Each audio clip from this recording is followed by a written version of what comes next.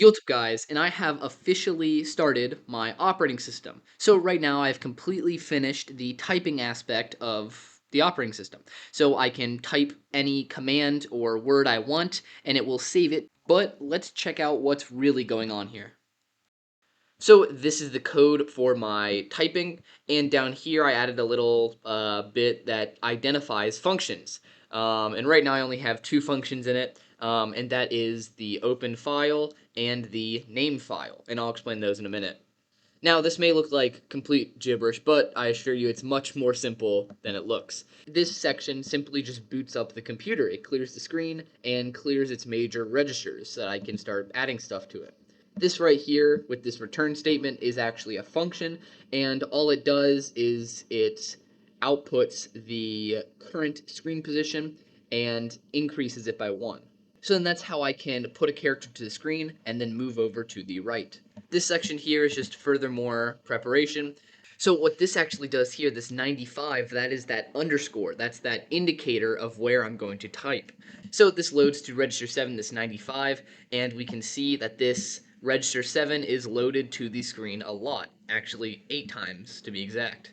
And then a lot of this is actually just repeat. So all it does is it takes an input, it loads it to the screen, and then also loads it to the register, and then it runs that function that I showed you up here, where it gets the correct position and then adds 1 to it. And so then that way I can keep moving over to the right. So then this just saves the current screen position, and so then later, when I start typing again, it will actually go to the next line. Now this section is the recognition. So this is how my computer, my operating system, will be able to recognize a function that I give it. So every single function is going to be signified by 2 characters, 2 letters.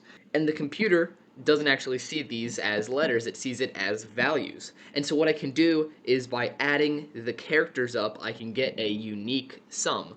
So all this does is it adds up the first and second characters, and then it basically just checks what it's equal to. So we have one function here where it tests one value and jumps to a certain spot. Then it tests another value. So right here, I don't really know where I'm going to put this one yet, so I just have it go to the end of the program. And then you see this section down here. Now what this is this is for error detection. So I want to be able to identify errors in my operating system.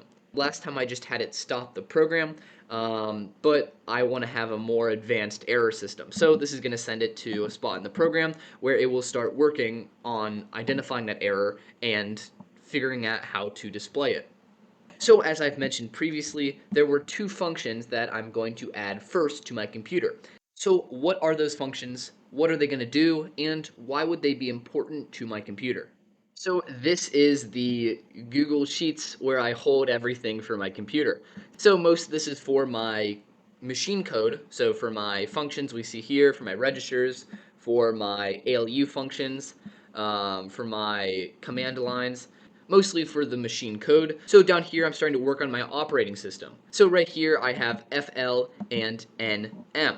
So FL is simply just opening a file, and if you see here, I'm giving it only has one argument, and it's a file name. And so that is what I want to change about this computer. I want to be able to open files just like my last operating system, but I want to be able to give them a 4-letter name so that I don't have to call them file 1, file 2, file 3, file 4.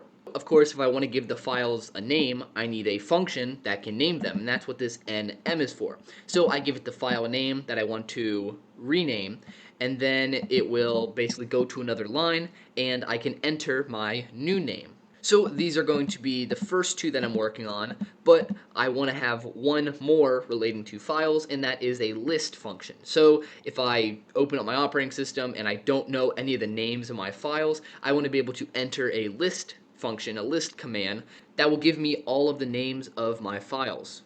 So that is going to be my next project. I hope that I'll be able to finish the file and name command by next video. If not, I will just show you guys what I have so far and, maybe explain how it works, what I've done so far, what I still have left.